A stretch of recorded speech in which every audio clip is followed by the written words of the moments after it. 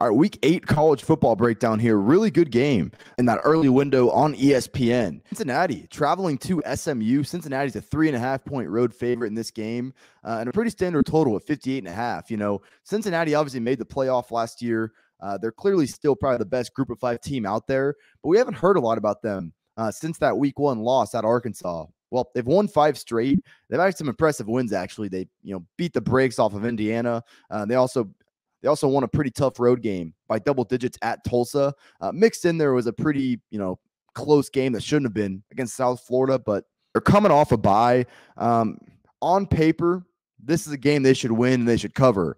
The issue with that is when you're Cincinnati, you're the first Group of 5 team to ever make the college football playoff. You're going to be everybody's biggest game. And I think that's going to be the case here. You're on the road still at SMU, who's a team that, quite frankly, has underperformed this year. I wasn't expecting SMU to be the team that everybody else thought they'd be. Played them to win less than 7 games, and we're on track to cash that. So that's where I'm coming from here. I think SMU has all the ability in the world, though, to step up and win this game. The thing with college football that people don't realize is, yes, for let's say 8-9 games, teams are who they are, and that's what you should judge them by. But teams have the ability to step up, 1-2 games a season and play far beyond their capabilities, and vice versa. Teams just don't show up for, maybe 1-2 games a year. For as poor as SMU has stepped up in competition this year, and then, they actually did play Maryland close in College Park. They played TCU to a 1-possession loss. They did, though, get, beat down at UCF a few weeks ago. For as disappointing as this season has gone so far for them, I would not at all be surprised if we see SMU's best performance of the year here on a long week. Cincinnati is not a healthy team either. Their quarterback, Ben Bryant, he's still a question mark to play this game. He got hurt a few weeks ago late in that South Florida game. He's been pretty solid for Cincinnati this year. I still don't think he's Desmond Ridder, and I don't think anybody thinks that, but he's still the best option for this Cincinnati offense. If he isn't able to go, I know Cincinnati fans feel high about Evan Prater. He's definitely the more mobile guy. He was a highly recruited guy that fans want to see in there. This is still, you're playing on the road. I'll say the one thing about Cincinnati that you've got to be good in the trenches going up against this type of team, especially facing that defensive line. I mean, their defensive line alone is going to win them a ton of games here in this Group of 5 conference. They have an SEC level defensive line. That's how good, and especially in the pass rushing category.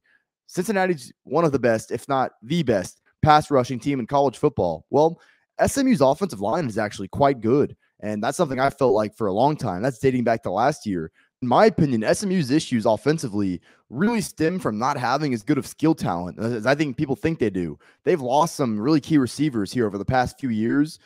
They're very top heavy at that position. They just don't have a lot of, quality, 3rd, 4th, 5th options that I think you just need to have. They're very much a one-trick pony in the passing game, and I don't think the running backs are particularly game-changing either, but they're going to be able to face off with Cincinnati in the trenches as good as anybody. Not only that, I worry a little bit about Cincinnati's offensive line. And for as good as their defensive line is, that offensive line has left something to be desired.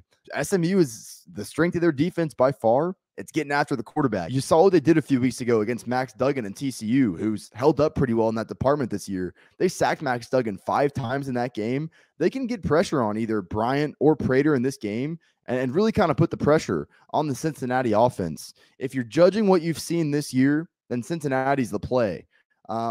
In my opinion, college football is a lot more than that. There's context that's needed. I think SMU is going to play as good as they've played all year. And I think they're good in the key areas that you have to be good in facing off against a team like Cincinnati.